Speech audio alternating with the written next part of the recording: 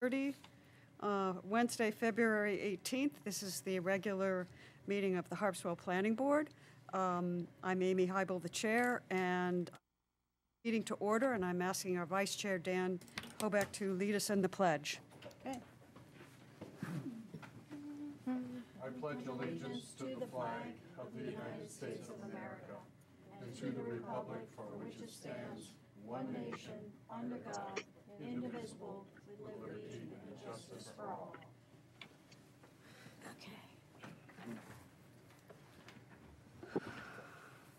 All right. I'd like to introduce members and staff, and I'll begin with our newest member, Jim. And would you just say a little bit about yourself? Welcome to the board. Yeah, hi, I'm Jim Babarski. I'm the newest member, associate member. Before this, I worked at the town as a communications specialist for a little under a year. Been a full-time resident for 5. My family's been here for, I think, 12 years now. Came out in the summers and all that. And I'm just really excited to be on the planning board and be involved with town again. We're excited to have you, and you bring a lot of skills that we don't necessarily have to the board, so we really appreciate that, and look forward to working with you. And if you have any questions, don't hesitate. If you don't understand something, say it. This can be fairly complicated, but we all work together as a team, and usually if one of us has a skill that somebody else doesn't, we work together to really bring the best out of the whole effort. So don't hesitate to contribute or ask. All right? Thank you. So thank you. Courtney Snellings. Amy Hybel. Dan Hobeck. Christine Donovan Hall. And I'm Margaret McIntyre, the town planner. Thank you. All right, we have a quorum. Jim does not have to vote, but a quorum is 4 people, and we have 4 of our regular members here, so we're good to go. The first item on the agenda is an old business, James and Sarah Merriman Sightlines is representing them. This application has been before the board twice. It's been tabled. The last time we met, we had 2 outstanding issues that we asked the applicant to address. I believe they have addressed those, but we also have, we have a letter from the town attorney, which I'm sure everyone has read, and she suggests that we consider 3 issues about the application. One is the timing of the request to remove the lots from the subdivision. The subdivision is about 40 years old. And then reliance interests by other subdivision owners. And the third is reason for the request to remove the lots from the subdivision. So those are 3 issues that we will have to address tonight, among others. But I'd like to turn it over to Margaret to see if Margaret has any summary that she wants to make. Before we get there, we have a lot of participation by Zoom today, which is a little unusual for us. I want everybody in the room and by Zoom to know that all of the information that we're discussing tonight is available on our website if anybody wants to follow along from home. If you go to, I don't know if it's government. Hold on one second. Now I've forgotten the way to get there.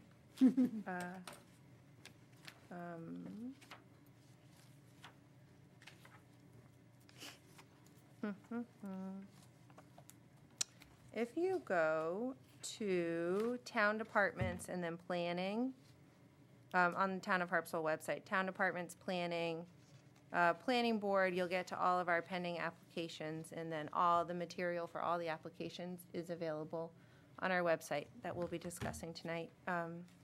Also, if you want to speak by Zoom, you're welcome to raise your hand. There'll be a public comment period for each item if you're interested. Yeah. So want to welcome those who are attending by Zoom. It's a great way to attend meetings. Margaret, if I forget, or any of the board members, if I forget to do a roll call vote, please don't hesitate to remind me, because I might forget. And don't hesitate to raise your hand if you're on Zoom and you have a question. So at the last meeting for this Tranquil Shores subdivision amendment, we kind of concluded the first round, which was this kind of argument by Sightlines that the two lots should not be included in the subdivision. It kind of got debunked by our town attorney, and so we said kind of come back with a more clear intent of why you want to do this. And then the other two items were about informed consent and right-of-way, and he presented all that additional information, and now we're kind of here discussing, just reviewing the information and kind of figuring out how to move forward. And the request is to remove 2 lots from the subdivision, to get planning board to approve the removal of 2 lots from the subdivision, so that at least one of those lots, then, once it's removed from the subdivision, can be further subdivided to give the remaining property to family, or to sell, or to convey the remaining property to family in order to create a sort of family compound there. At this time, I'll hear from the applicant, and then the planning board can ask questions, and then the planning board will have a dialogue amongst itself. But you're always welcome to come up and address us.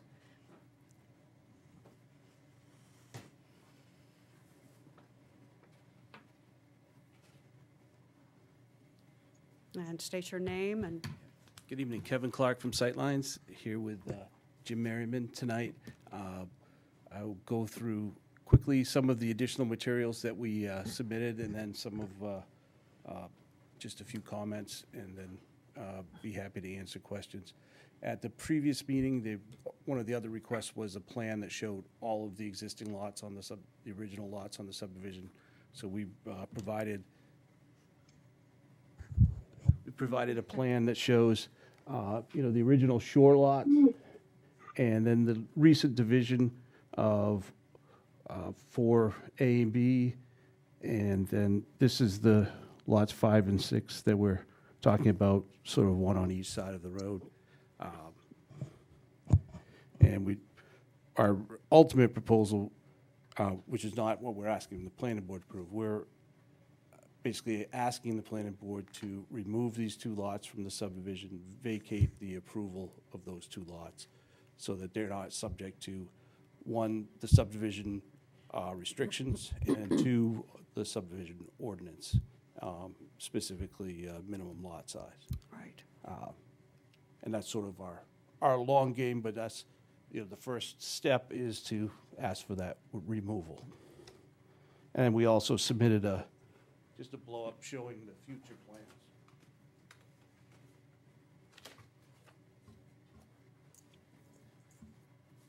We also showed the correction for Mr. Losey's right-of-way, although he was the one going through the subdivision approval before. They neglected to provide a right-of-way all the way to his lot on the shore. So Okay. we've shown that on there as well. Okay. And that's something that needs to be, as we move through the process, taken care of through a deed or easement deed. Okay. Thank you. I'd just like to expand a little bit on the 3 items that Attorney Cho requested that we additionally address. The first being the timing. I think I could read back what I said, but essentially, the timing is, as Mr. Merriman's children are older now and want to live and work here in Harpswell, the only way they can do that is, with some help from their parents, and this is the opportunity. They own this land, and they would be able to, provide that for their children. And I think, something interesting, I had quoted something previously that from the comp plan, but then about the same day that I submitted my application, you folks republished the changes to the comp plan, so I didn't quite get that in there. But the new one, the comp plan even recognized that it's become difficult for several segments of the population to afford to live in Harpswell, including people working in the fishing community, essential workers, young families, and elderly residents who want to age in place.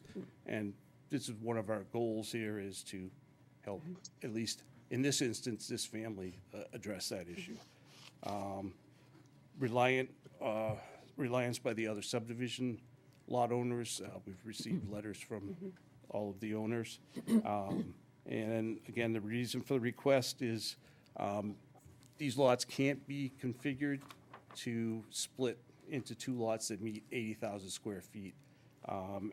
Whereas if it weren't part of the subdivision and it was added into the subdivision 40 years ago because of, they were cleaning up many title issues. And, so we're looking to, we would still meet or exceed that minimum lot size after the approvals, not the 80,000, but the 40,000 for those two lots. And I think the comp plan also identifies that the land use regulations are prohibitive to the creation of attainable housing. So I think this is something that goes along with sort of the goals of the comp plan, and we'd like to, try to make this work for the Merrimans. We've also looked at what the density of creating one more lot in this, what was originally 27 acres. Even if you added one more, we'd still be at 10, which would be way less than the minimum density if you were going through a subdivision. They would normally, if you did it, roughly you'd get 15, a density of 15 for this. And even after this removal and split, you'd only be looking at a density of 10 Okay. in that area. So I thought that was an important term. And I think one of the other items was the conformity with local ordinances. I mean, if the request is approved, then it would conform. But it's sort of a circular argument. It doesn't conform if you're going to remove it, but once it is removed, it does conform with the Right, ordinance. got it. So Yep. I'm not sure if the right word is circumvent. I mean, I think we're trying to be upfront and explain the goals and explain what we're trying to accomplish here, where the ordinance doesn't seem to want to let us do it. Thank you, Mr. Clark. Is there anything else? I think that would do it, and I'd be happy to answer questions as you have your discussion. I would say you have honored your attempt to convince us very well. All right, thank You you. have done so does anybody have any questions? I'll open it up to the board now for discussion. Anybody in the Zoom world that has anything that they'd like to contribute, also feel free.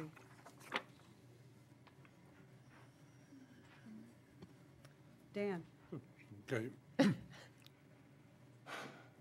Initially, I was really reluctant to remove these lots from the subdivision, partly because of what our attorney suggested. However, the more I look at it and what your clear goal is here, and then one of the reasons why you would not want to remove property from a subdivision to create a smaller lot size is if someone is looking to take some property that would not otherwise conform and sell it off. Here, what you are doing is clearly clearly attempting to meet some of the goals in the comp plan, which is to, first of all, create a family compound, which is a great idea in and of itself, but to also provide housing for somebody who is interested in living and working in Harpswell. So I think this is one of those, when we take a look at it, I think we have to look at it on a case-by-case basis, and what is the goal that we are trying to accomplish here? And I think you very well stated that it meets not only the family goals, but it meets some of the goals that we have here in the town of Harpswell. So I think you did a good job. Thank you.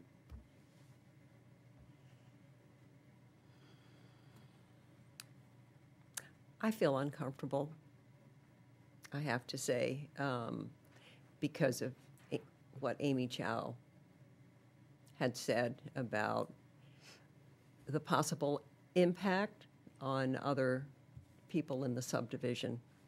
I mean, it was very confusing the way things were done originally, where supposedly 2 lots were being set aside, and those could not be part of the subdivision. They couldn't be sold until X time, and they were sold before that time.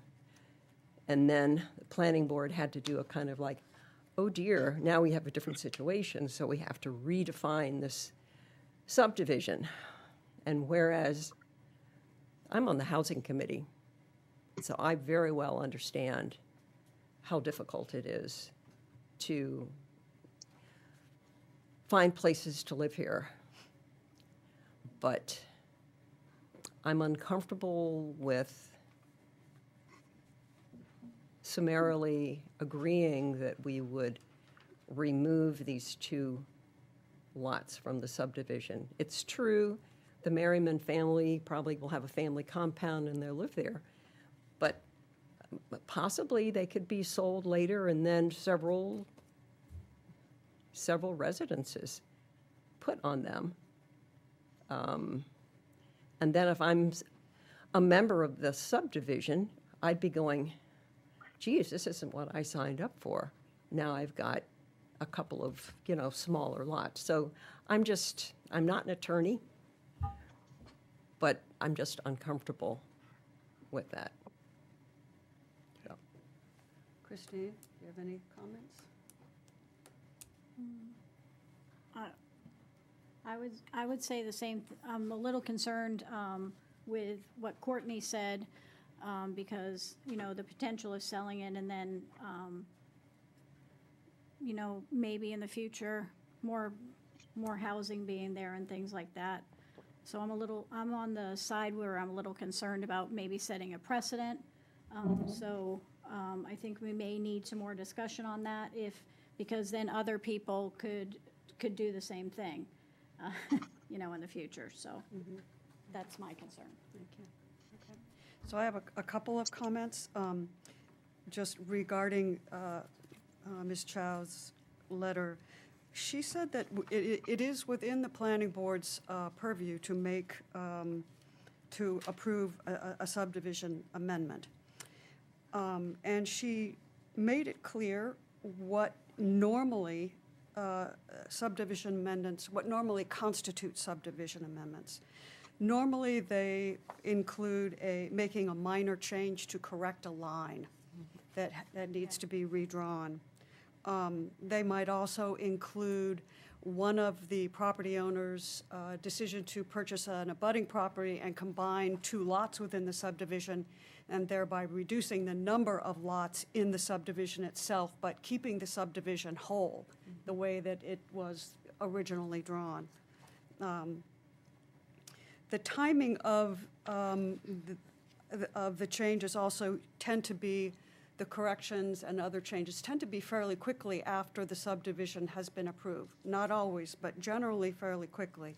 In this case, it's 40 years since the subdivision was first recorded.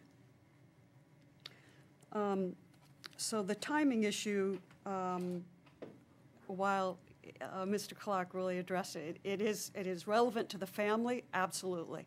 The kids have gotten older, and they'd like to make some changes. So from the timing for the family's point of view makes sense. And the reliance interests by other subdivision lot owners, Ms. Chow asked us to consider that there are other lot owners in the subdivision, and they may they may have something to say about how we exercise our authority.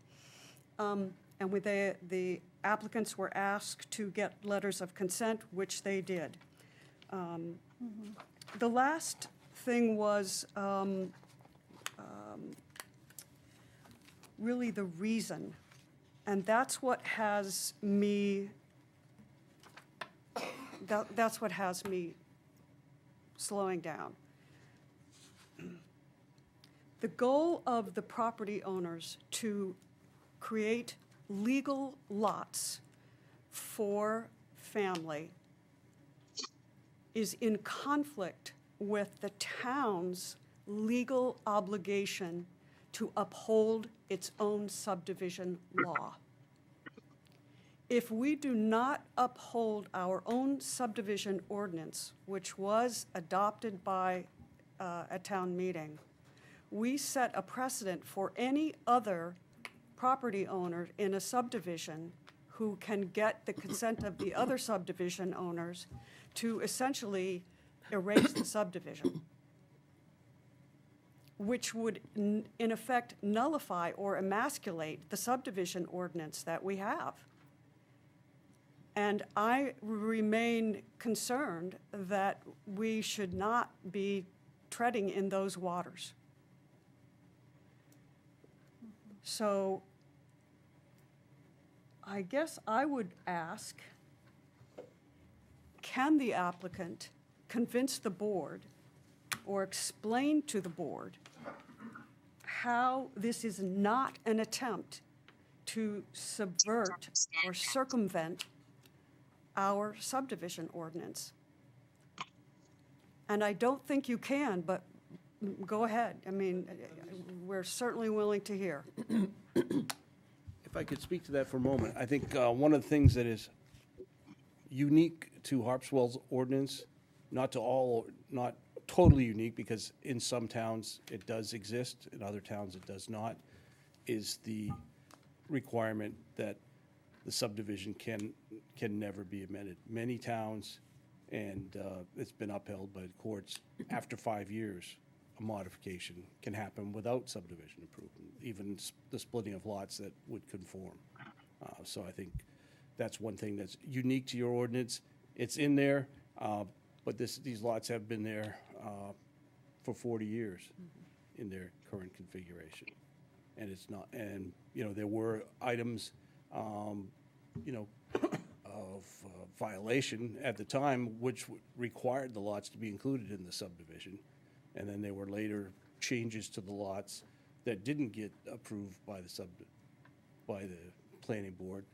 They did the little slivers on each side of the roadway, but there's an ordinance or a statute that covers that, where after 20 years, then there's no effect, there's no ability to regulate that. So I think one thing is the time that those lots have, you know, it's not like we created a subdivision that was at the very minimum, the tightest density possible, and then we're trying to split those lots in half. This was several lots over a large parcel of land, and we're looking to increase the density by one lot. Okay, thank you. Okay. Thank you. I have a couple more comments based on what has been said. One of the things that, when I think about subdivisions, they are not sacrosanct. They are developed at a time when you take a look at the large piece of property and decide what you believe at that time would be the best long-term use of the property. One of the reasons why we do like subdivisions, particularly if they're on the waterfront, is that subdivisions limit the number of docks that you can put out. And so, you know, if we had a subdivision that was on the water and somebody said, you know, I'd really like to get out of that subdivision because I want to put out my own dock, you know, that is clearly an attempt to subvert the goal of the subdivision. In this case, if you had said to me 40 years ago that one of the basic issues that we were going to have in Harpswell was to find affordable housing for people who want to work within the community, it may have been discussed generally, but that was not a major issue. And so one of the things that I look at with the subdivision and removing stuff from the subdivision is that we have to take a look at when it was established, what kind of changes may have occurred since the time it was established, what the use of the property, the prospective use of the property is as it's removed. As I talked before, you know, you're planning on selling it for development or something like that. we do have to be concerned about in terms of what the long-term effect would be, but, you know, but to use conjecture as to how the property might change from a family use 20, 30, 40 years ago is kind of a separate issue for me. So those are just kind of, those are my thoughts on it. Okay. All right. Any public comment? Yeah, well, we've certainly invited public comment. If anybody has anything they'd like to say, either by Zoom or, Why is there something blinking up there? Yeah. That's just, I should ask you, I Mr. don't know. I think it's just muted. Okay.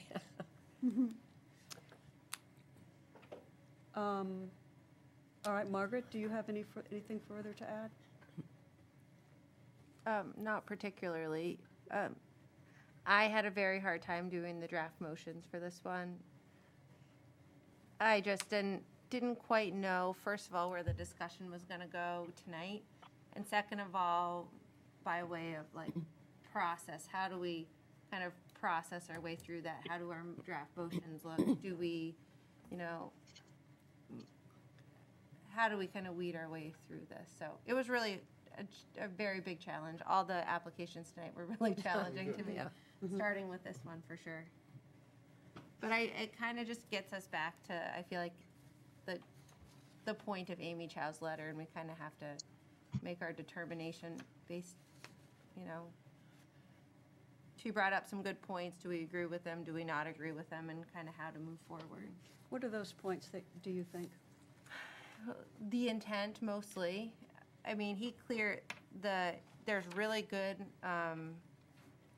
consent from the neighbors. It's very clear they understand what the intent is. And Kevin's revised application really clearly states, like, this is why we're trying to do it. And I think that was really helpful because it wasn't as clear in the previous applications. Okay. Anything else? I don't know. No, I don't have any good answers. Okay. This one was really All hard. right. But okay, so Amy Chow, I have to go back to the fact that she is the lawyer that was, I'm not a lawyer, lawyer that was hired by the town. And I think her letter advises against removing lots from the subdivision. That is the message that I got from that. And so that's where I stand on it. I'm just, as I said, I'm uncomfortable. We did get another opinion from another lawyer from the applicant, but I felt Amy Chow said she debunked it, and I thought she had debunked it. So I still have the same position. On the other hand, of course, I would like to see the Merrimans be able to do something for their kids. And I'm just going to throw out the idea of an ADU. So long as the covenants of Tranquil Shores do not preclude ADUs. An ADU that a family member would live in.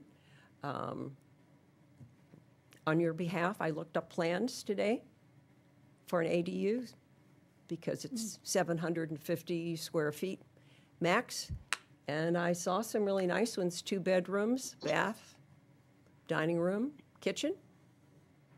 And I thought, you know, let the parents live in the regular house, put one of the kids in an ADU, and then they get a family or whatever, and it's like mom and dad out.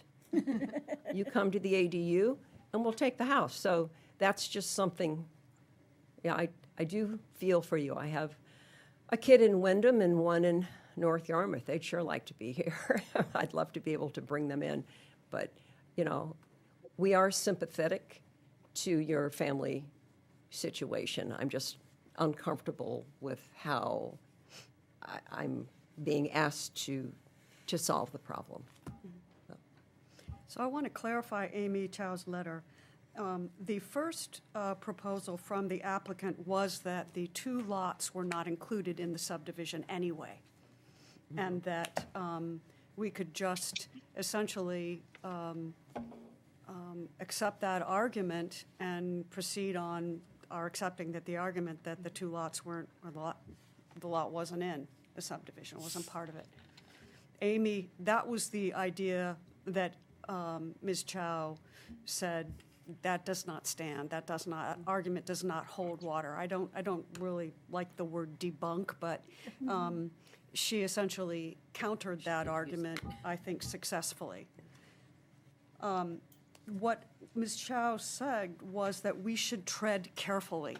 And what I hear in that is precedent, precedent, precedent, precedent. If we decline to remove these lots from the subdivision, if we decline the authorization, it's not as though the kids don't have someplace else to go. They're already there. It's just that the legal lot will not be available. And I go back to saying that while I totally understand the desire for the family to own a legal lot, I get that. What that does, though, is it sets the town up in a position where the town has to abandon its own legal ordinance in order to accommodate a particular situation. And setting precedent there, it scares me. I really don't want to do that. So that's where I stand on it. I totally understand, but I think in this case, and I can foresee this affordable housing argument coming before the board time after time after time now, trying to get the board to reduce lot sizes in subdivisions that have already been approved. That's what we'll open ourselves up to. And if the board wants to open itself up to that kind of stuff to come before it, then the board will have to deal with it. I'm not interested in doing that. I think that's a real kettle of fish. So we have 2 possible motions. I'm trying to find them here. And I'm a little bit confused about this too. Margaret, do we have to go through this as though it's a formal subdivision? So we have to address the adequacy of the submission and the conformance with standards? I don't necessarily think so. I just could not, no, I don't think so, no. But I also could not wrap my head around what would we say alternatively. I think we have to be very careful about how we proceed. And I wish Ms. Chow was here. I'm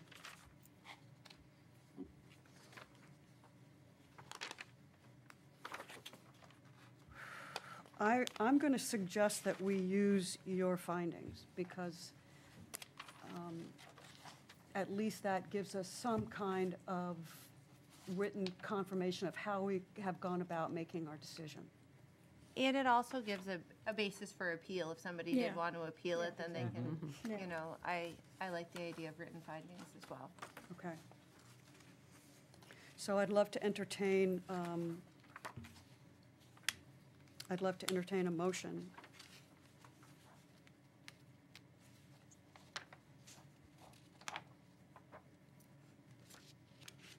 You know that I'm not going to do it because I never know how to say it properly.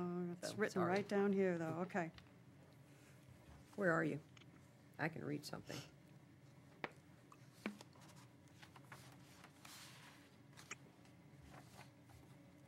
Oh, at the very end. So, I mean, and you don't have to make either of those motions Yeah. either. That was just me trying to process through how this might be handled at the meeting. well, I will make the motion, and then somebody can second it or not second it, and then we can discuss it. and move on. So I will move that the planning board finds that the removal of lots 5 and 6 from the Tranquil Shores subdivision is in conflict with the intent of the subdivision ordinance and seeks to circumvent the land use regulations imposed on lots 5 and 6 of the Tranquil Shores subdivision when agreed upon and approved by the planning board in 1983 and amended in 1988. See where you are. Okay. I'll second that motion. Christine Donovan Hall. All right, is there any discussion? Oh, I've said what I thought already. Okay. So, yeah. All right, all in favor? Do we have to The do, roll call. yeah, we We have gotta to have a Yes, roll that is call. true. Okay, thank you. Yeah. Okay. So Courtney Snellings, aye for the motion. Amy Hybel, aye for the motion. Dan Holbeck, no. Christine Donovan Hall, aye for the motion. All right, the motion has been carried. All right. I think, is that it? Are we done? I don't know. There was a lot of other Truthfully, stuff I've here. thought, truthfully, I mean, we can go through the draft motions and there's very little findings that you guys need to find if you want to do that. All right, I mean, let's look at the adequacy of the submission. Yeah. I move that the planning board finds that based on the revised application submitted by Sightlines dated January 28th, 2026, and the completeness review by the town planner dated February 16th, 2026, the application of James and Sarah Merriman meets the requirements of Section 8.3.2 of the subdivision ordinance for a subdivision amendment, and therefore is to be determined to be a complete application. What I'm doing here is I am pulling out for the board the recognition that the material that has been submitted by Sightlines meets the requirements of the zoning ordinance. It doesn't mean that it's approved. It means that the submission materials meet the requirements of the zoning ordinance. That's what it means. So there's a motion made by the chair, Amy Hybel, and looking for a second. I'll second it. Seconded by Courtney Snelling. And I second it. I approve Christine Donovan Hall. Yay, Amy Hybel. Yay, Courtney Snellings. Yay, Dan Holbeck. Thank you, Dan. All right, so Section 9 of the subdivision ordinance sets out standards that the application has to meet to be approved by the planning board. And Section 9 sets two sets of reviews, the statutory subdivision review from the state subdivision law and then additional local standards. In some cases, these two sets of standards overlap, and the ordinance requires that the planning board make a finding that each of the standards is met. So we have to go through this. And the first is state statutory review standards under Title 30, A MRSA 4404. Those set out standards that planning board has to find to approve a subdivision plan. So I will move that the planning board finds that the application of James and Sarah Merriman to remove lots 5 and 6 from Tranquil Shores subdivision plan does not meet the state statutory review standards based on the following findings, which are incorporated into this motion by reference. Number 1, pollution. 1.5, number 2, sufficient water. Number 3, municipal water supply. Number 4, erosion. Number 5, traffic. Number 6, sewage disposal. Number 7, municipal solid waste disposal. Number 8, aesthetic, cultural, and natural values. And number 9, I'm sorry, I'm making that motion through 1 through 8. I'll second. Courtney Snellings.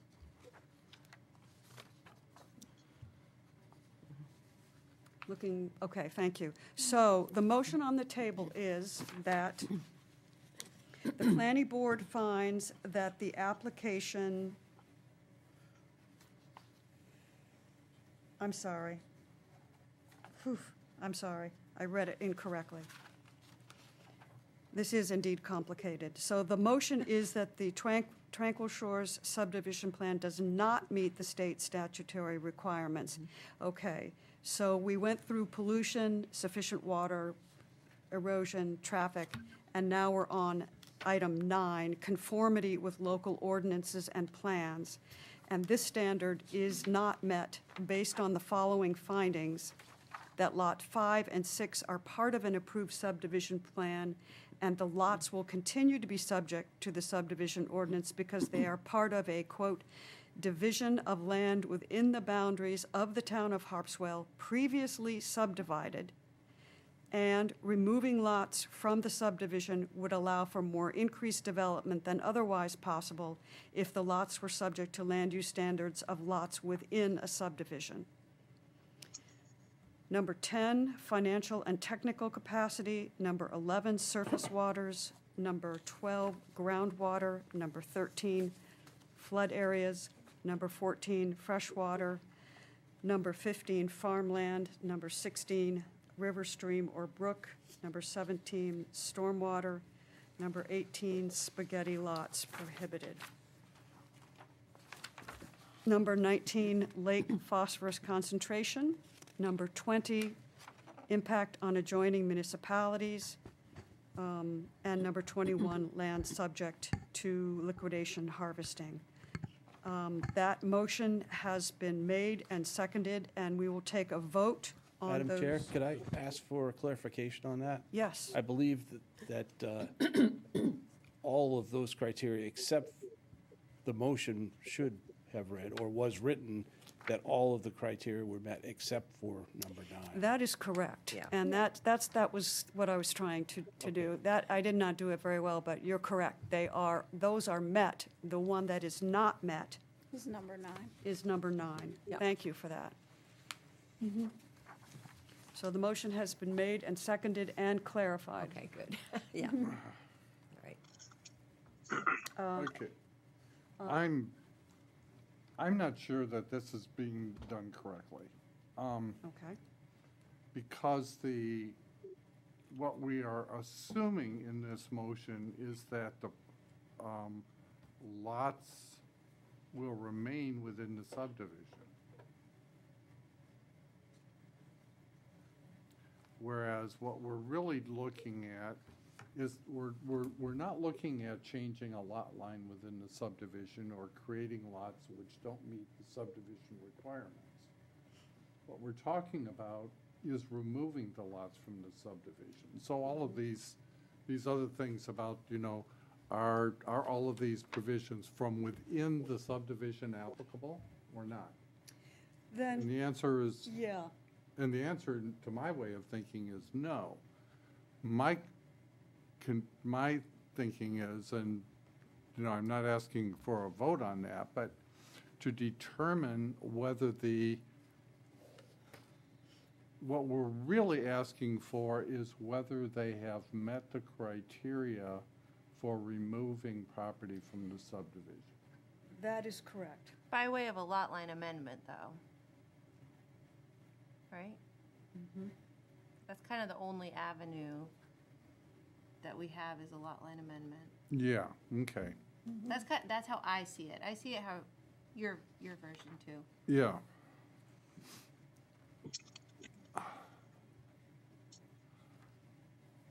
And the motion is that while they meet the other requirements, which they met presumably in the amendments that were previous,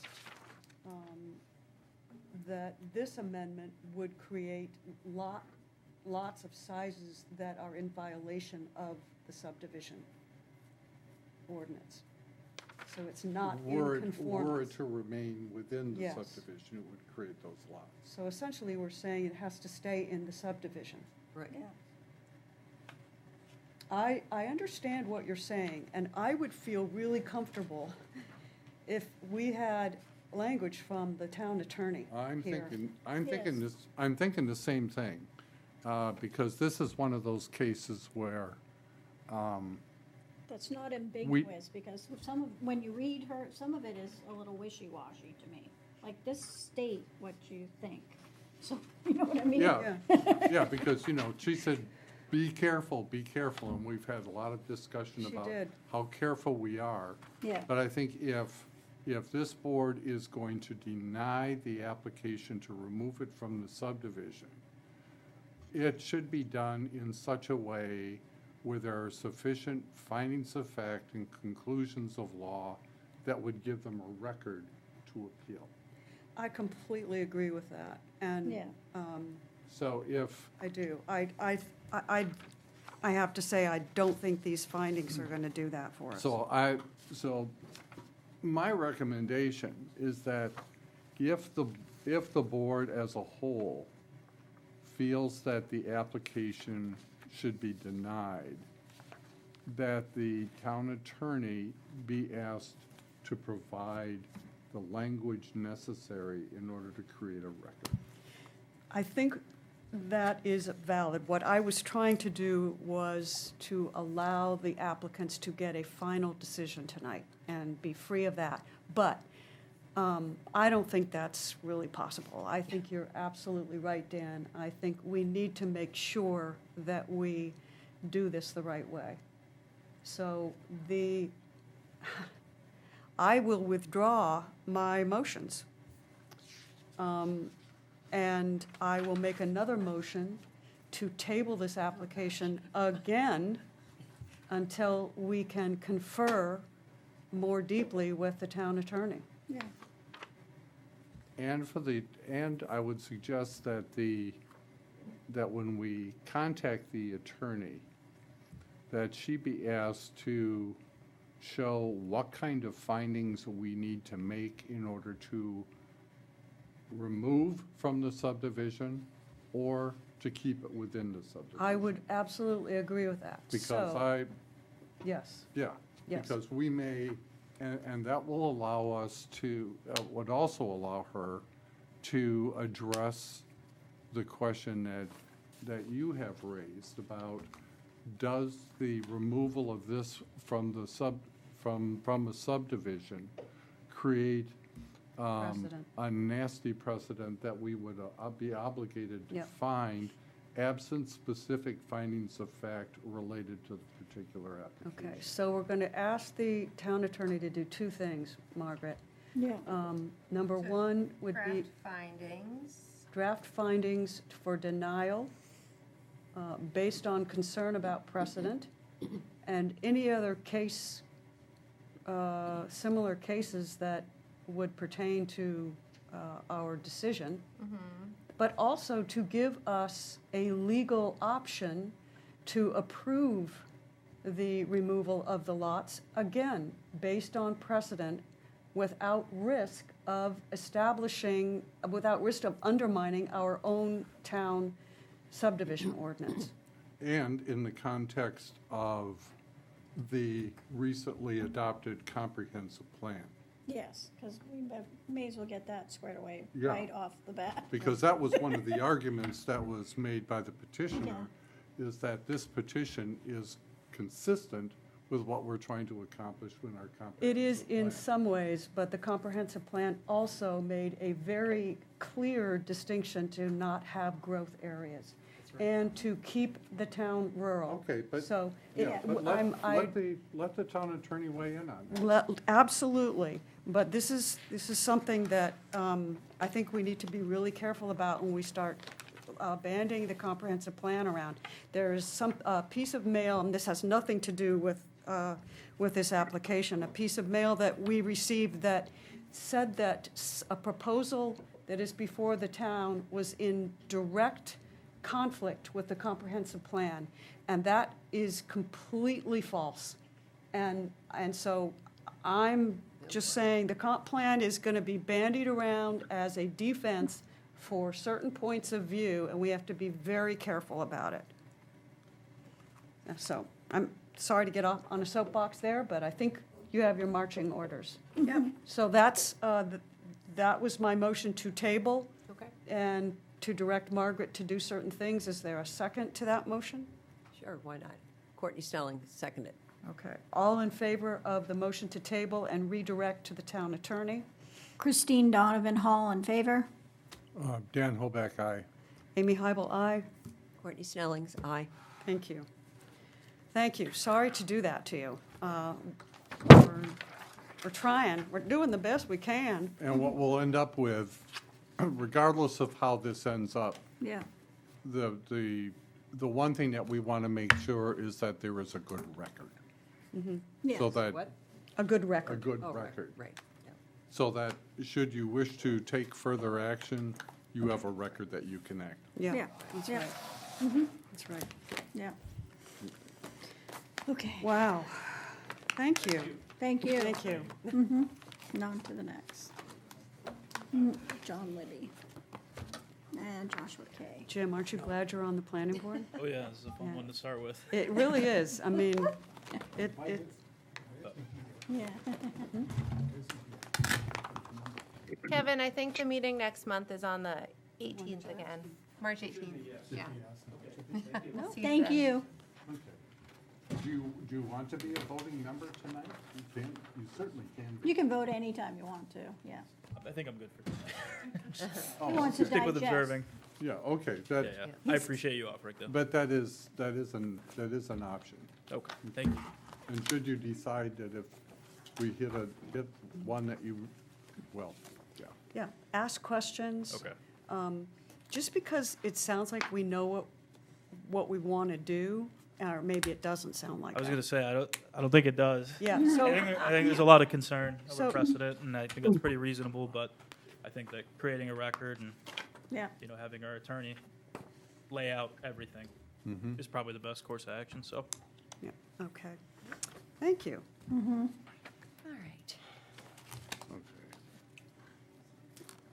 All right, the next item of business is Joshua Kay, who is the owner,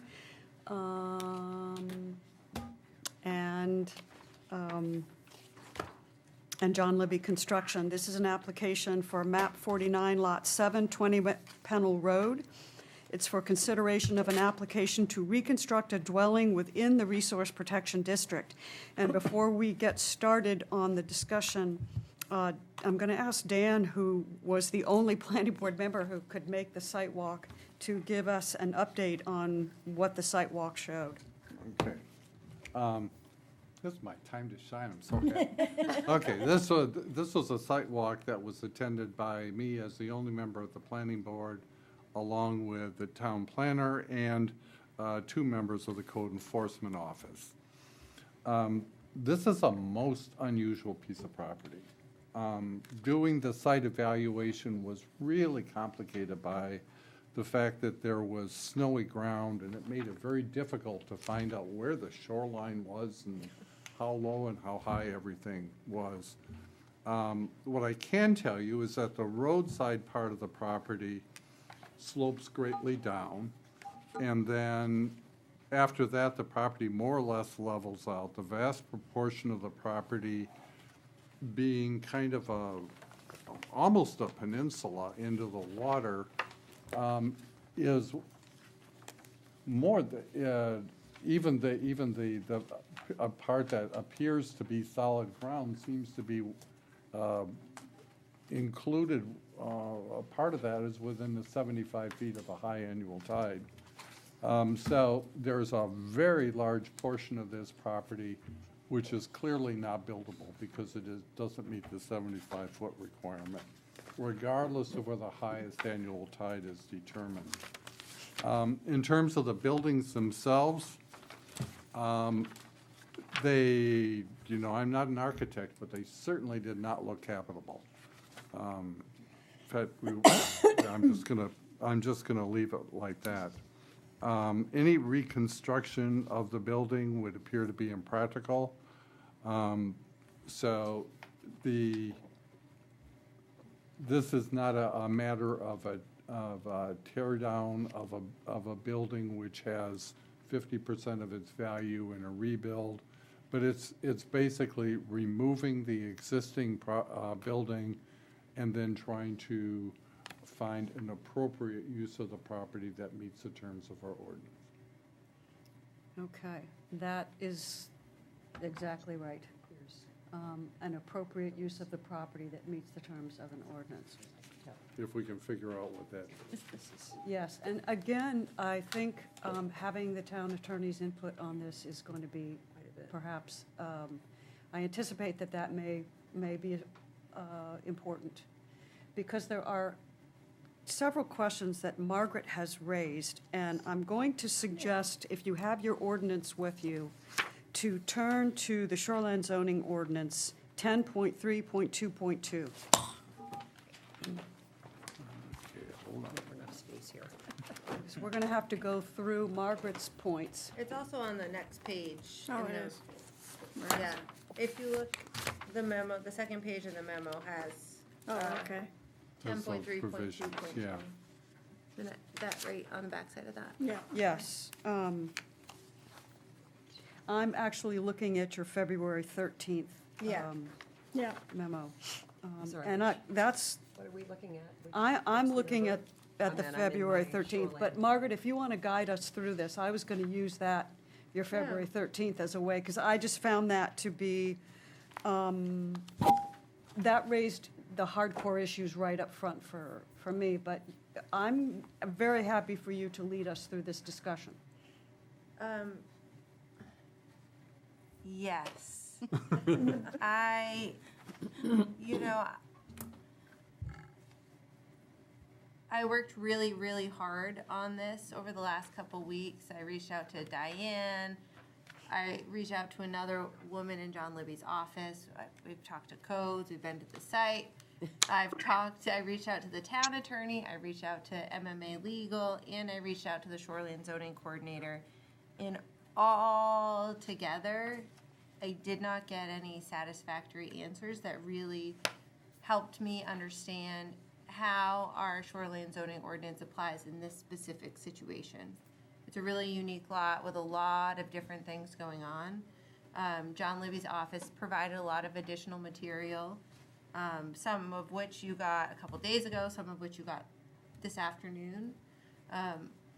It's got a lot going on, and without understanding which ordinance provision applies, it's really hard to say, well, does it meet the ordinance provisions? Well, let's go through those. Sure. So look at your February 13th memo. And Margaret asks, which ordinance provision allows for the reconstruction of a dwelling? But to back up, Uh-huh. to kind of explain maybe what Diane's gonna say, this is a lot that is zoned, Resource protection. but I can't remember, well, I guess it is all resource protection. All but a little tiny Yeah. sliver, there's like it's like 4 feet by 18 feet, something like that. So there's a little tiny sliver that is not. I think the resource surrounding Okay. area is shoreline residential. Okay, okay, This is zoned resource protection because of a freshwater wetland that's in the proximity. Any freshwater wetland. It's actually saltwater. I just want, it's not freshwater, it's mixed. Oh, see, I didn't know that. where, There's- Brackish. where Right. is it? Where is it? I could not find it. Yeah, I wanted it to be on the chart so I could, Wayne Wood is here, he was a surveyor, and he can answer questions too. It's over here. It's not marked on the map, No. though. There's a different map that's on it. when you find it, let me know because I Yeah, couldn't because find it. I couldn't find it. Part of the reason you don't see it is because that wetland is not on the property, it's on the abutting property. Right, but it helps us to see how far away it is Sure. from the property. Okay, Let me see if I can help explain that to you. Okay, Because if you look on the maps that we presented, to the east, I have some wetland symbols on where a stream flows down into the saltwater marsh. Yeah. which one are you, can you hold it up, do you mind? Thank Would you. be this one, which is the same one that I think is in your packet anyway. This And- one. Do we have that? Yeah, we do. It's this came- smaller. It's It this came with smaller. my material, Okay. not with the application. What? Can you, is it A 4.1 or A3? No, it's not in that. It came with my review material. So I've got this, that's the only map I've got. No, in my draft with the draft motions and the memos and stuff. Oh, it's Oh, right there. It's okay. that one, yeah. Is it? Oh, I think might have passed it. I feel like I'm having another out-of-body experience here. Okay, all right. It's near the back of It's, the packet. It's called Plan of Land on Pennellville Road. It's in this here. Right there. Honestly, I need a magnifying glass to I'm read so this. glad I that I cannot have read you. it. Thank you. It's not your fault. I'm just saying, this is really frustrating, and we were talking about this before the meeting. I literally, with some plans, am taking a magnifying glass and trying to find what is, and it makes it hard for us to do our jobs. I know. It doesn't enlarge well online either. Yeah. Again, not your fault. No, Yeah. but we really need If to be we able were to read the be able to information. we're- Submit to you with PDFs that we generate, you would be able to blow them up and read them. Just saying. That would be good. Yeah. Okay. Yeah. Yeah, that would be great. So, we're back to the wetland. Could you, On this plan, this is the property over here that we're talking about. Yeah, The coastal area comes around and in all the way up into here. Okay. Then there's a stream that comes down off from the. Okay. And everything else. There is a wetland that is associated with this stream that is your freshwater wetland. okay, That's freshwater up in here. okay, Sorry, I Beyond think this I'm doing point, that. it's all part of the saltwater okay. issues and is a coastal wetland, which is the same as it goes all the way around the entire piece. So that's the Richard French and Eleanor Clark Children's Trust. Looks like it's on there. Okay, got it. Was that what was referred to as flowage? Yes. Okay, that was a new word for me. So, I was gonna kick that over there. the boundary of resource protection is 250 feet from the upland edge of the freshwater wetland. So that 250 feet, the kind of buffer, extends pretty much the whole area of this property, even though the wetland's not on his property. And that's where it gets very confusing as to which setback we're looking at, in what use, the uses on the lot, and it's all because of this freshwater wetland that's kind of abutting it.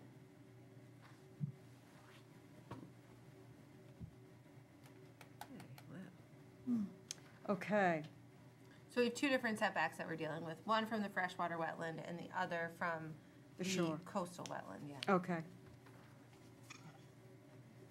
Okay, And they interface. They, okay. That was Wayne Wood, the surveyor. okay, thank you. So what I'm trying to decide is whether to make sure that the planning board understands the difference between, or what's involved in 10.3.2.2 of the shoreline zoning ordinance, or 13.1.1. Yeah, And- and I don't think either one applies in this circumstance. Yeah. So my thinking, I'm thinking out loud here, I want to make sure that the board really understands what each one of those say before we say it doesn't apply. Okay. Does that make sense? That does. So if you can do that for us, by all means, go ahead, otherwise I'll read it for the You board. can read it.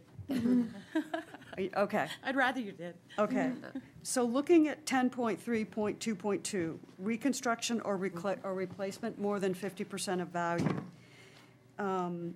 It says a couple of things. Any non-conforming structure that's damaged or destroyed by more than 50% of assessed value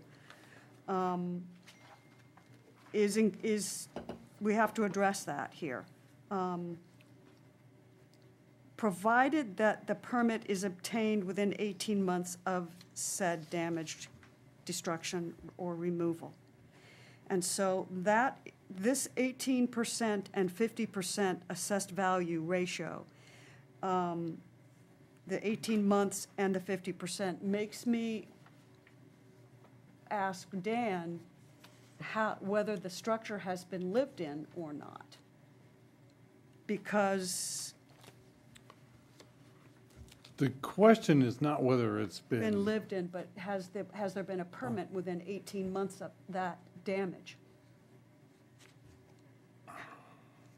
Do we know that it was damaged in a storm, or is it just kind of a falling down place? It's- Again, I wasn't on the sidewalk. I wouldn't blame it on a storm. Okay. I think the threshold question is going to be the 50%. And it's regardless of cause. So it's regardless of the cause. And if it's been lived in, that might change the way that you interpret that 18-month timeframe. Okay, but let's assume that it does not meet Okay. the 50%. Good. So that's, Would you say that it's been damaged by more than 50% for more than 18 months? No. Okay. And the reason being is that it has been appraised at the same amount, a little bit over 24,000 for the last 4 years. Before that, it was appraised in 2021. The appraisal went down considerably. So we think that that's probably when the damage occurred. In 2021? Yeah, So it would have been more than 18 months ago? yes. Okay. Yeah. So she's not arguing the fact that she doesn't think this provision applies? I don't think this provision Yeah. applies. I think we can all be in agreement. Because we have continued to assess it at a certain amount. Yeah. This is the second time the assessing office has done this. Not placing any blame here, but this is really an interesting situation. Okay, all right. So what I'm hearing is that the assessed value has remained consistent. It has not decreased Since 2021? Since 21. 2021. So, okay, everybody get that? Yes. Okay. All right. So that's 10.3.2.2. So that does not apply. Apparently not, although on the face of it, if it hasn't been lived in, I guess it doesn't matter. It doesn't matter. Okay, so now we go to 13.1.1. Moving right along. Moving backwards. Okay.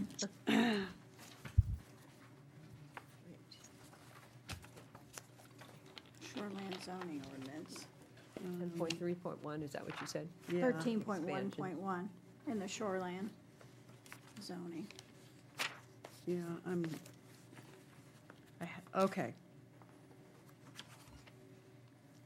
So, from what I understand, this provision in 13.1.1, for all those interested, it allows you to build a new structure within a lot zoned resource protection. And this provision's really meant for an undeveloped lot. That's to say, when the state made us adopt these shoreline zoning ordinances, all of these lots that were previously you could build on, now we've called them resource protection and they've lost all their value. You know, for them to say, like, you could have built on it last year, but now we've got zoning and now it's resource protection and you can't do anything with it. So this is my interpretation, so they're like, we'll give you a bone as a property owner. We think this is a high value, ecological lot, but we understand that you still need to retain some value on the lot. So we'll allow you to build on an undeveloped lot, zoned resource protection, will allow you to build to these standards. So that we're not doing a taking of the value of your land. Well, I But this just has want been to, developed. yeah, and I just want to, No. this is where the legal question is. Yeah. Because if you can get any value from that property, then it's not a taking. That's my understanding. Dan, as a lawyer, would probably, if you could put a campsite there, then you have value. But you're not really supposed to put anything on resource protection. Correct. So, But so this is, So taking value, though, doesn't necessarily mean you get to build a house. but this was the department's, I think, agreement with the landowners. Okay. Like, we're gonna take a lot of your development potential away, but we will allow you, if you meet this criteria, and your land already existed, the lot already existed when it was put in resource protection, and it's not developed, you haven't built a house there already, you can still build one house. So is the assessed value for the land or the structure? That is just the structure, but the assessed value for the land and the structure together has also been consistent for the last 4 years. Okay, so the assessed value for the structure has been consistent. I included that in my Okay. review. Yeah. but- Okay. I have- So I just want to make it clear, though, my understanding is that the state Supreme Court has said that if you can get any use off that land, it's not a taking. So I want to make sure that it doesn't have to be that you can build a single-family structure. Is that your understanding, Dan? No, but Okay. you're entitled to your opinion. Well, I don't want to have an opinion. I Okay. want to. But I don't think that is going to be the issue here. The But I issue- just wanted to give you guys some context as to where this idea of 13.1.1 comes from. Yeah. And what the intent is behind it. I was really addressing Margaret's point. Yeah. But So essentially, we're dealing with 13.1.1 in a resource protection district, and I think Margaret explained that very well, is for property that is completely undeveloped. this is developed, right?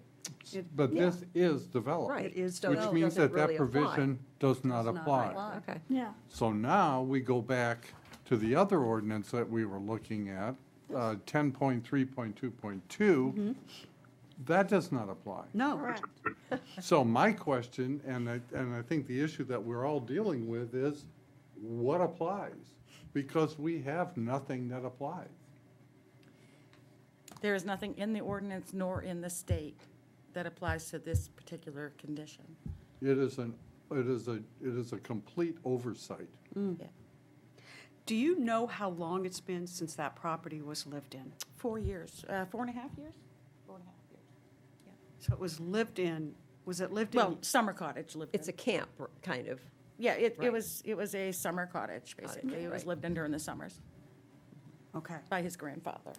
This is Joshua Kay, Hi, Josh. local lobsterman, and he wants to build on the family property. That's been in his family for generations. Okay. Is, So we go, I really struggled with, well, what allows Joshua to be able to rebuild? Yeah. I personally, and I tried to use all my resources, and it sounds like, Diane is in the same boat, like, Yeah. what provision would allow him to rebuild? It doesn't seem like a good use of the lot to not rebuild, but I don't know what standards do we even use? And I just think that, personally, I would like some more time to be able to do some more research and have a conversation with the applicant, have a conversation with the DEP, have a conversation with our attorney or their attorney, or, So I have a question. So we don't have anything that if there's already a dwelling in a resource protection on a lot that's resource protection, we don't have anything that says if you can replace that dwelling? We do, that's 10.3.2.2.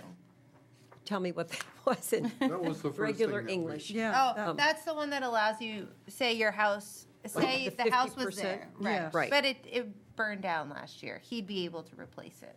But because it's been damaged by neglect, yeah.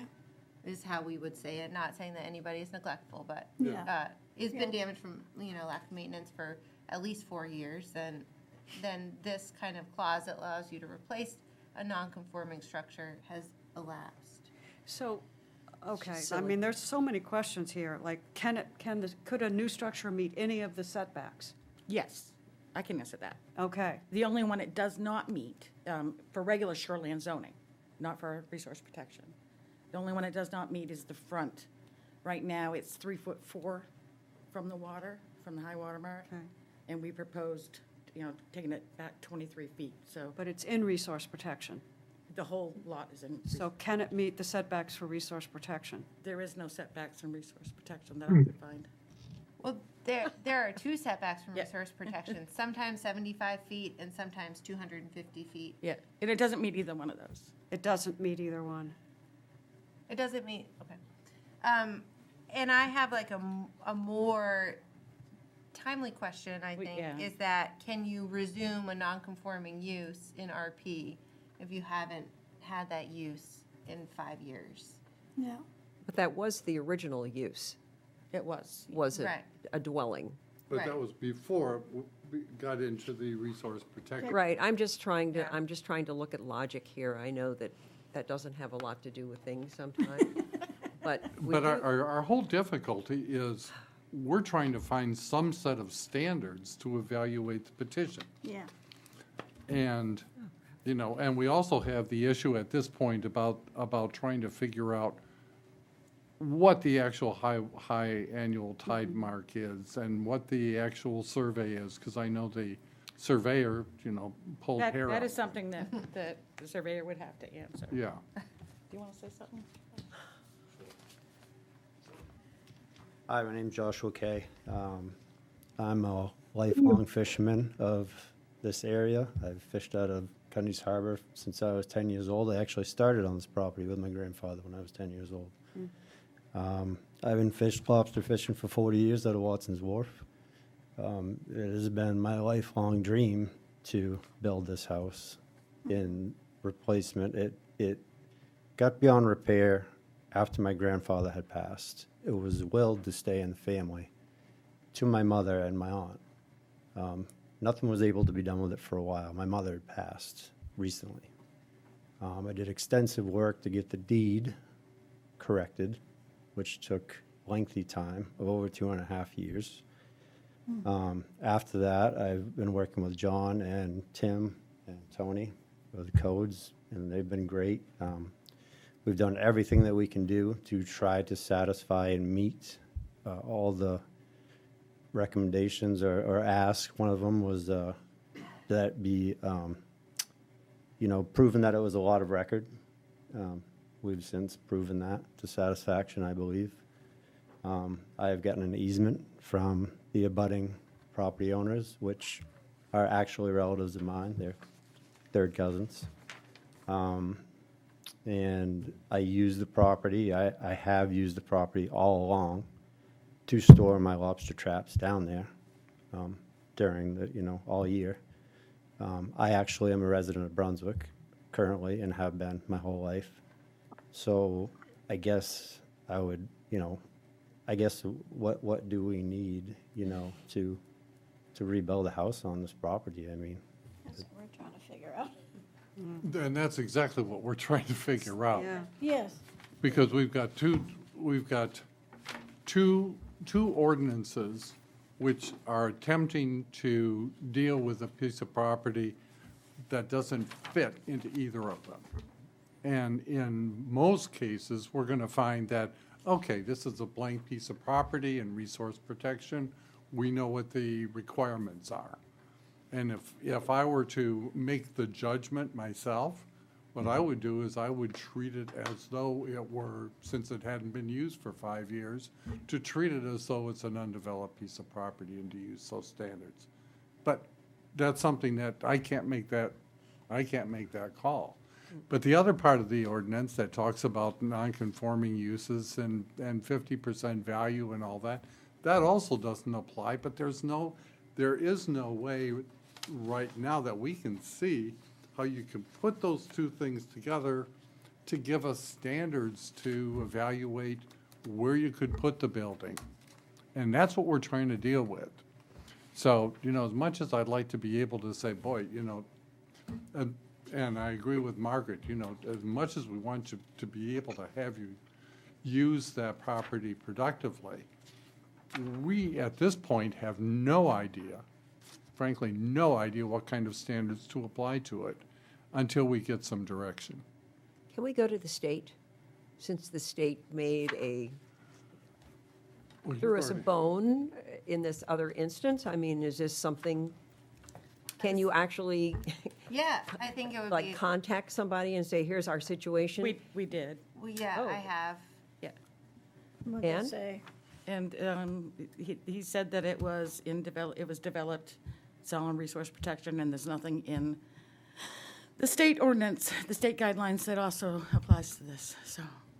Yeah, that's another way that we determined that it was developed, was from the state. Oh, well, has a house on it, so I don't even have to go to an ordinance to see If it was that's deemed, developed. if it was deemed undeveloped, Right, then we right. have an option. Right, right. Yeah, I know, it just seems silly. yeah.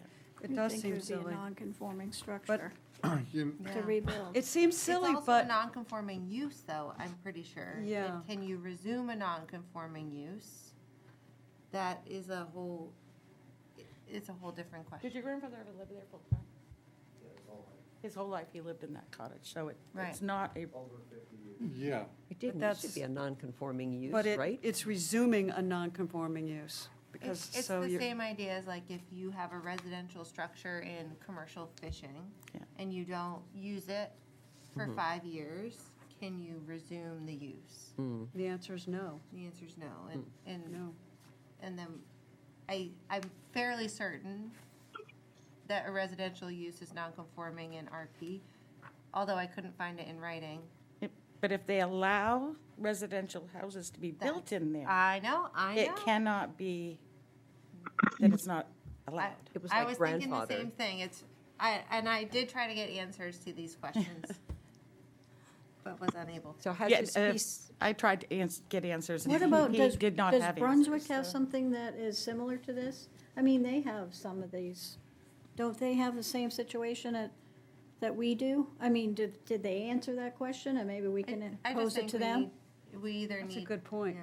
You know what I mean? They're Yeah. similar, they have that- similar That's a problems. good point. Yeah, Brunswick or Yarmouth Yeah. or Freeport. Yeah, their ordinances could be significantly different from yours. They sure can be, Right. I know. What, on your, whether it's an allowed use or not, if you look at your use table for shoreline zoning, under single-family and two-family, it's listed planning board permission with a caveat under conditions, number 10.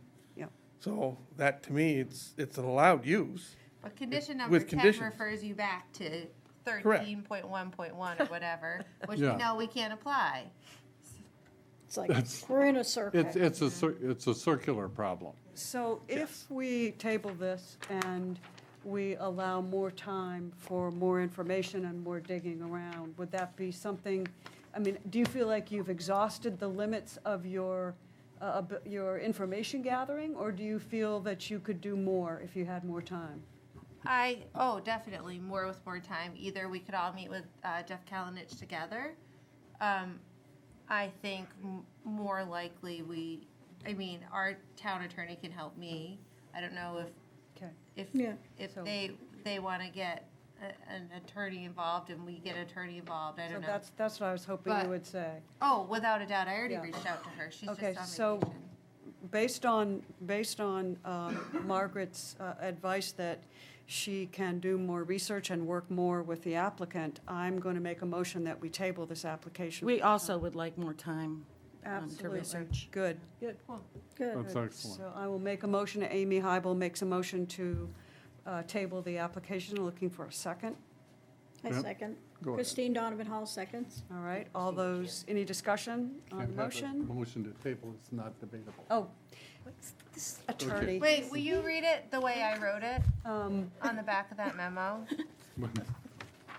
I move that the planning board continues the application of Joshua K. at map 49, lot 7, until the applicant submits an amended application to the planning board at a future date, which will answer the threshold questions outlined in the memo by the town planner dated February 15th, 2025. That's better. It's supposed to be February 13th. We'll try that. Okay. Yeah, All right, February Thank you, 13th. sorry. Okay, that is my motion. That is made by Amy Hybel. I'm looking for a second to that motion. Second that one? I'll just second. Christine Donovan Hall, second. Okay, thank you. Can we debate that? You can debate that. Okay, thank you. Is there any discussion about that motion? Can I No.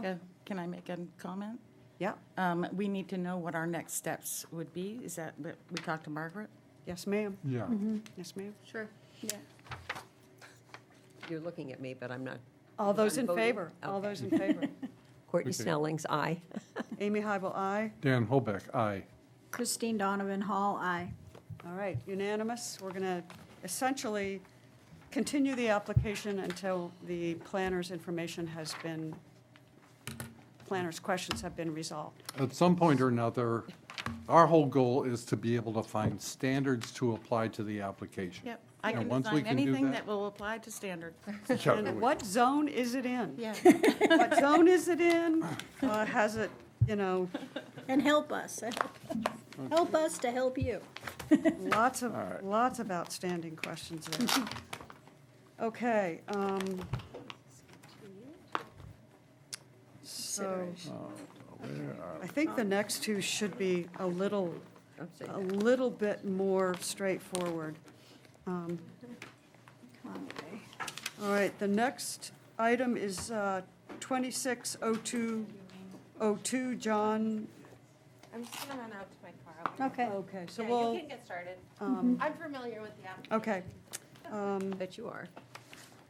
John and Kelly Conaway, civil consultants and well-housed applicants, Lot 238 Summerside Lane. This is a consideration of the board's exercising jurisdiction for the review of an application to reconstruct a non-conforming structure. I'm going to ask our vice chair to give us a site review report, and then we have a butter letter that we need to make sure that we read as we go through this. So Dan, do you want to give us your report? Sure. Shine the light on you. At the Monday, at the site walk a week ago Monday, I was there representing the board. Margaret was there as the town planner, and we had two representatives of codes there as well. This also is a small lot. When we got out there, apparently at one point or another, there was a question about whether this was a simple reconstruction. However, when we got there, we found out that what is instead intended is to do a complete rebuild. No. No, that's right, I'm Yeah. sorry. You're going to raise it and put some Yes. stuff under Yeah. it. Do you want me to go first, and then I can kind of give a brief? Well, I And- would- Or, well, I just- okay. No, the Okay. answer is no, because as the chair, I have asked for our vice chair to give a report on his, normally we go and look at all the different sites, We didn't this Yep. time. but Dan was Okay. the only person that could do that this Yep, time, so he's I met giving us Dan at the his site. report. Yep. Thank you. So, aside from that, there is nothing particularly unusual about the site. Could you see the boundary lines and Yes. all that? Yeah. Okay. Okay, all right, thank you very much. Any questions from the board? Nope. Okay, now, Sorry, Take it Madam Chairman. away. Sure. Thank you. My name is Jeff Oliva, and I am an engineer with Civil Consultants, and we are here helping the new owners with a project that is in the shoreland zone. The existing building is below the current flood maps.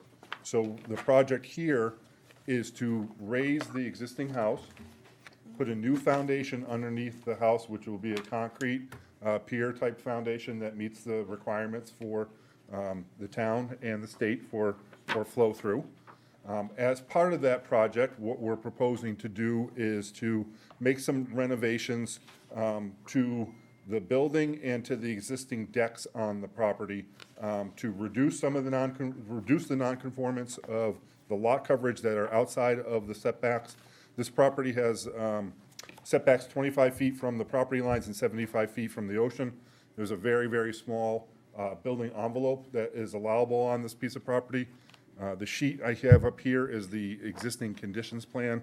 The existing building is in green on this sheet with the red lines being setbacks. And you can, I'm going to come over here and just grab this. Yeah. And try not to cover everybody. But this area here, Yeah. I follow the pen, is the house. And the existing deck wraps on the side and along the front here and dies off on the corner. okay, that's the existing house. This is existing, this Okay. is existing right now. There is a deck and a covered area here. There's a little ramp that you walk up to get up to the first floor in the entrance into this building. And what this line here represents the building envelope where everything would be in compliance.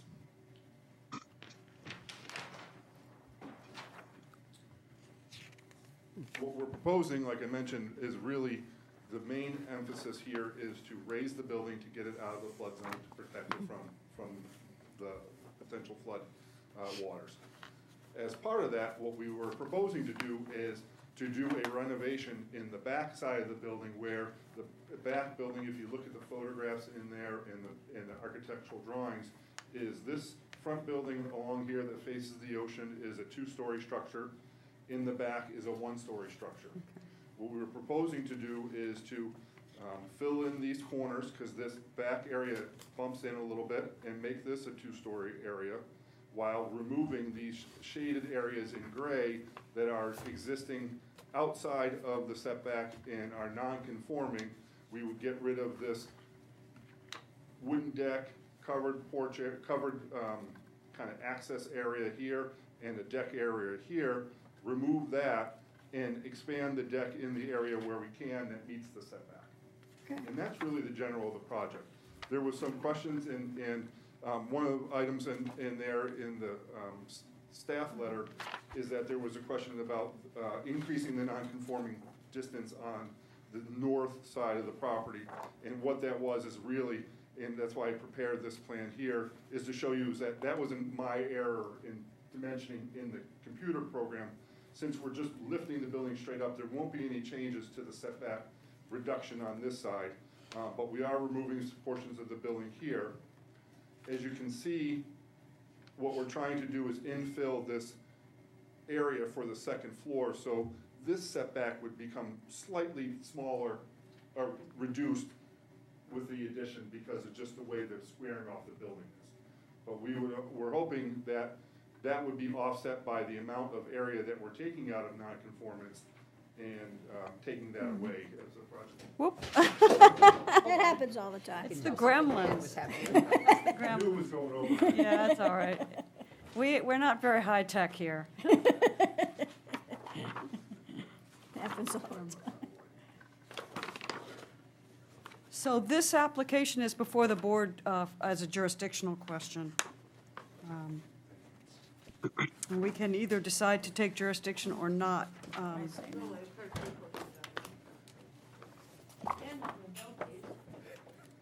Oh, yeah, blame me now. I think you tighten that one. So, thank you. They get lugged around. Jeff, are you complete? I think so. I think I'm better at answering questions than doing the monologue type of deal. Okay. But I think I've addressed the main areas here, and I just wanted to clear up any confusion that this is not a tear down and a rebuild. This is lifting the existing building up and doing a small addition on the back within kind of the footprint area and removing some ancillary items that are outside and reducing that nonconformance. Okay, thank you. We are proposing to build a deck in the areas that are allowed within the building envelope, but that's outside of the jurisdiction of a nonconformance. Okay, all right. Margaret, do you have any, because I just looked at you, It's really, this one's very hard because They're all hard. they're all hard tonight. Both Codes and I were under the impression it was a tear down rebuild when it got put on the agenda. I think there is a question about whether or not it's truly the board's jurisdiction. Are they removing more than 50% of the value?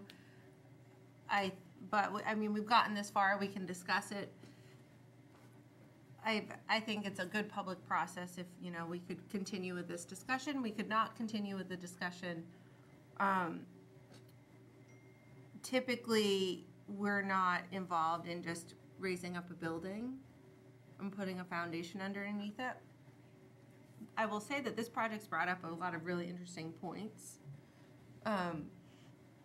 For instance, and we've talked about this a couple times, they are raising up their structure to be in compliance with the flood ordinance. Right. Which is cool, more compliance, right, with the ordinances. But what it means is that they need stairs now to get up into their structure where they didn't need stairs before. Yeah. And on a little building like this, they're taking up, the stairs are gonna eat up precious floor space. And so should they be allowed to build new non-conforming stairs to access the structure to bring it in compliance with a different ordinance? So I think that this, even though it's not really I think that the board could continue with the review. I think it's a good, or the board, I don't know. If the board continued its review, what would we be reviewing? Just the relocation of the structure. I mean, the same thing that we always do. It's not really a relocation, it's just making it higher. Well, it could be a relocation. They could move it. Wasn't there some, did you mention, this was right before the board fell, so I then Oh. lost my brains. Did you say that in one part, it's going to be more non-conforming, and you were trying to make up for that with making parts of it less Yeah, non-conforming? yeah, I can go to Can that. that be So, done? I think if the applicant's comfortable, we could continue with the review. Sure. well, I mean, I think I'm, We've gotten this far. It's kind yeah, I of. mean, we've gotten this far so I'm gonna go take a step back and talk about the stairs issue with that, with raising a structure now and now having to have stairs and access to that. What we've looked at in projects I've been involved with in the past that have had DEP review, that have been in the shoreland, in the resource protection, in the dune systems, is that they do not look at stairs as being an impediment to gaining access to the property. We count them as lot coverage. So our proposed project here actually reduces lot coverage overall compared to what's there now by what we're taking away and what we're adding onto it. So there's the section that we're potentially increasing in nonconformance is where this setback from the existing building to this property line is 10.3 feet currently. If the building were to be squared off and these two sides here infilled with structure, the setback becomes 10.1. So that's the area. So, I mean, if it's going to look negatively or the board's not going to agree with that, then I think we'd like to continue massage this and not get a denial and then come back and say that. But overall, what we're doing is we're reducing the non-conformance area here by removing all these dark gray areas and taking that out of the sections that are, reducing the non-conformance. So the area that's outside of the setbacks, that's covered by structure, mostly deck in this case, in building, is being reduced by, we're going from 120 to 15 square feet. So, Right, I think that's, yeah. so it's one of those type of things, and I didn't realize that you guys have this kind of, you can take it away and say, nah, code can handle this, or whatever that is. I mean, we feel that code can definitely review this because of the fact that, it's really a raise up in place in a small building addition in the back for bedroom space. In the package, I believe there's the foundation plan and all the building plans are in the package. Yep. I just think I'm comfortable with it going to codes. I don't know what anybody else thinks. Likewise. Yeah, I am too, okay. I just want to make sure that you're going to reuse the old building.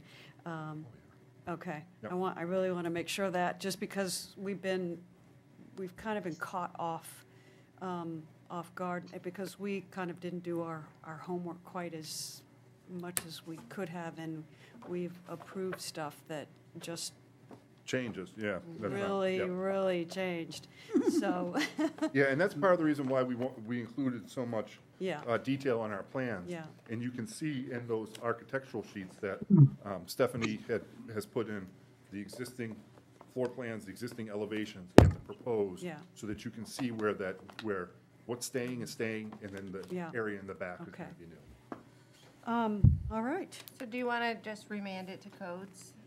Do you want to make a motion, Christine? Yeah, I'd like to make a motion that we remand this to the codes office. Dan Hobeck, second. All right, any discussion? No? All right, all in favor? Courtney Stallings, aye. Amy Hybel, aye. Dan Hobeck, aye. Christine Donovan Hall, aye. Do you want to, Jim, aye. Okay, good. Your first vote. Oh, yeah. Yay. There easy you one. go. All right. Used to be the chairman of my town's planning board, Thank so you. I know what it's like. Okay, so. Thank you very much. Project has Thank been you. We work with remanded to codes. codes. Thank you. When I saw everybody saying we're going to be absent, I was like, oh, no. All right, last item on the agenda tonight is Cynthia Mulcahy, owner and Centerline Design and Build, map 19, lot 37, 34 Pot Point Road. And arguably the least complicated of them all. I know, yeah. I You was- weren't We saved the there. best for last. I know. Good one. I'm glad because As the I think, brains continue to our- leach away. yes, our brains are slowly frying. Okay. All Tonight, right. the applicant is joining us by Zoom. Oh, okay. Oh, great. Ah, there we go. All Hey, right, everybody, can you hear me okay? Yes. Yeah. All Okay. right, do you want my, Mr. Hobeck, could you give us a review, a report? okay, this was, the site walk a week ago Monday was attended by me and Margaret. No members of code enforcement office were there. This is a very small lot. And the size of the lot makes it completely unusable if all setback requirements were to be met. There's a fairly significant drop-off to the water, meaning that the likelihood of high water intruding on the dwelling is highly unlikely. As the building presently stands with a residence and a garage, it is designed in an extremely inefficient manner. And what the proposal intends to do is to make the property usable, yeah, for lack of a better term. All right. Margaret, do you have any comments on the increasing or decreasing nonconformance? Yeah, so this lot is zoned also resource protection. I know, right? The applicant, I think, is proposing a decrease in nonconformity overall. It's really a small lot. It was impactful to be there because you're like, oh, the deck that looks so big compared to the house is really like just a, you could do a cartwheel across it and that would be it. The one thing I would say from a shoreline zoning perspective, there is a house and a garage, and they're connected by a concrete pad, a little patio. In the shoreline zoning world, that is considered a structure by definition, and they can replace a structure, and so they can replace it and expand it into something real. So they propose to kind of just take two inefficient structures connected by a concrete pad and make one seasonal cottage. Okay. Margaret's findings tell us that it's reasonable for the planning board to remand the application to the CEO. Does the applicant have anything that they'd like to share with the board? Not too much, just that we're going to stay within our existing footprint. We're going to kind of bridge the garage and the existing house. I think the house is about built around 1900, so it's definitely old and need of an upgrade, and it's kind of their like family house that they've used for forever. So yeah, not too much else to add. We're taking back some of the building that's close to the lot line, pulling back a little bit, so we are staying within the footprint of what's existing. We will add 2 decks. There's a deck in the back, so they'd like to keep that because that's their backyard space. And then there's a deck in the front, which will not be as large as what's there. And, that's pretty much it as far as the footprint. Okay. Thank you, Mr. McGregor. Anybody from the Yeah, public? yeah. We have a George Classic, I'm not sure if I'm pronouncing your name correctly, and a Todd. Any desire to participate or share? Any questions? No questions. Okay, no questions, thank you. That's from Todd. I'm not hearing any response from George. Well, I don't have any questions either. Okay, all right, thank you very much. All right, I will entertain a motion.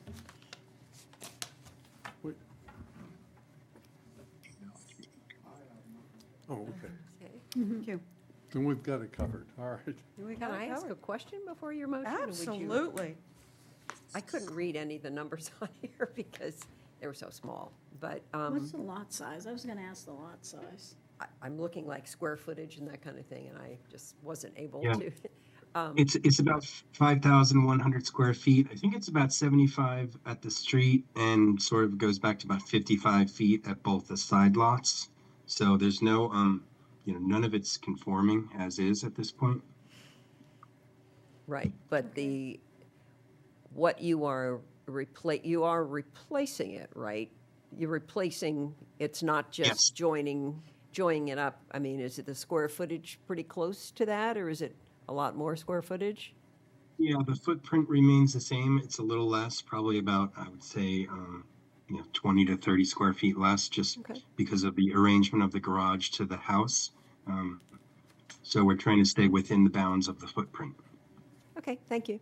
Because there's nowhere for them to go. Yeah, Yeah. I could see that. Welcome to Harpswell. Yeah, Yeah. right. All right. Again, any other questions? Public, board, anybody? I think I interrupted, you made a motion, and then no one seconded it. I will And I said second, I would entertain a motion. oh, you'd entertain I will it. entertain a Are motion. you going to read the motion the way it's, Yeah, Do I want to read the motion? Let me see. it's on, On page 3. It's like, it's the one, I move the planning board Yeah. demands. Yeah, Yeah. I can read that. oh, Yeah. do that. I'll have to do, I don't know what I can with the name, but please forgive me for mispronouncing it. it's Mulcahy. Mulcahy? Yeah, that's, I move that the planning board demands the application of Cynthia Mulcahy to reconstruct a non-conforming structure on Lot 37 on map 19 that will continue to be non-conforming with respect to the property line and coastal wetland setbacks to the code enforcement officer for processing. yeah. If the proposed reconstruction deviates substantially from this proposal, the town planner shall require that the revised proposal be re-reviewed by the planning board to determine if the board wants to take jurisdiction for the review of the application. Motion been made. Anybody want a second? Dan Hobeck, second. Hobeck, second. Any further discussion? Jim, would you like to vote? Jim Babarski, aye. Courtney Snellings, aye. Amy Hybel, aye. Dan Hobeck, aye. Christine Donovan Hall, aye. All right. You going to Codes Office, thank you very much for your participation. Sorry I had to wait so long. Thank you. Yeah, Yeah. good luck. Thank you. Okay. Okay. All right, we have a couple Right, more thank you. things, right? Thank you, thank you. Now, consideration of the minutes from November 19th and January 21st, 2026 meetings. You don't have the January 1st, No. 21st ones because they're not done yet. All right. And I'm sorry, it took me so long to go through these that I was unable to Yeah, finish reading. First, I wondered why I only had 2 pages. Yeah. But then I was like, oh my God, it's 15 pages, and I just couldn't, so Yeah. I am sorry. I didn't either. Okay. So we'll just put Anybody- it on. the anybody agenda. else? I didn't Yeah. read Did it. I you read review them, them? yeah. You read them? Yeah. As far as I'm concerned, if Dan thinks they're okay, I think I'll they're vote fine. yes. Dan thinks they're fine? They are a different style, so I said this at the last meeting. I really want you guys to read them. Yeah. Because they're being done by the bookkeeper now who does the select board minutes. So I want to get your approval on the new style to make sure that you think that it will be good for everybody's understanding in the future. Yeah. Cool. I don't have a problem with it. There were some misspellings. Snelling and Hobeck. Oh, that is because I didn't do them. Oh, was it That's you? why Okay. Chow for Amy Chow was misspelled. I fixed it. I didn't notice that, that's because it wasn't my name. Well, it's because it got fixed by the time it got to you too. So we'll put it on for the next Okay. Yeah, I do Okay. want to read them, I'm sorry. Okay. And then we have planners update, a recap of the February 4th public hearing and a Seems comp like an plan eternity update. You want ago. to do that? Yeah. It seems like an eternity ago, the February 4th public hearing. know. There was one person here, Ann Caldwell, and she mentioned a clarification, and that was it. And it's going to be on those 4 ordinance amendments. Jim, you weren't here. They're very, very minor. Okay. It's just really, it's just, Are they on the site? I could read them. yeah, I can give you a copy too. Thank you. The one thing that I would suggest is that you go back and, where the agenda, correct a small spelling error under your public hearing. Oh, pubic hearing, that's funny. Oh. Public hearing, thank you. That is very helpful, thank you. Something spell check just I'm won't get sure you're for you. the only person in the world who's ever made that error. Comprehensive plan update. The comprehensive plan was, as you know, at the end of November, it was deemed inconsistent and incomplete by the state. The comp plan committee came back together. We proposed a bunch of revisions. We sent it to the state. They deemed it complete and consistent. So now we kind of have 2 different versions of the plan, one that's been adopted by the voters and one that's been adopted by the state. So now the voters have to adopt the amendments at the March town meeting. Yeah. And the amendments were really minor. They were so nitpicky. They were very nitpicky. They don't change the plan in any way, really. One of them was a recommendation to have the codes office be trained in a certain way, and we already do that, but they just needed to see it in writing. So it was that kind of a thing. Yeah. So onward to implementation, and we'll see what happens there. I have a couple other things really fast. Does anybody have an update on when Lori is going to resign? I wanted to ask her that in person because putting that in an email makes it sound like I want her to resign, but I just didn't know if anybody had heard from her. I don't have an update. As I recall, she said a month or something, but I don't recall. Okay. But I don't think she has submitted a formal resignation yet, has she? No, and she just hasn't been to an event for me to ask her. Yeah, Yeah. and, and she did say that she wasn't gonna make the meeting, That's rather than right. saying, Right. That's right. Right. taking. So she's taking- still on the board. I just, Yeah. no. Yeah, she Yeah, is. she hasn't asked to be taken off the mailing list. Yeah, and then the last thing I want to say is that there was a town attorney, not a town attorney, she is an attorney for a different town, but an attorney for representing a couple of her clients on High Head, came to the select board meeting a couple weeks ago, and it has to do with when the planning board denied the Hegarty Wharf application in High Head back in June, I want to say. Yeah, Yeah. Was it June, July? Howard was still here, whenever Yes, that he was. yeah. And it comes down to whether or not lots within a subdivision older than 1971 who have legal deeded access to a community dock, in this case, it would be High Head Yacht Club, if they can also build their own private docks. I don't think, because it's not officially on the agenda, I don't think we should discuss like the merits of the proposal. But I just wanted to give you guys an update. She was here. They made their presentation. The board decided she really wanted to get it on March town meeting.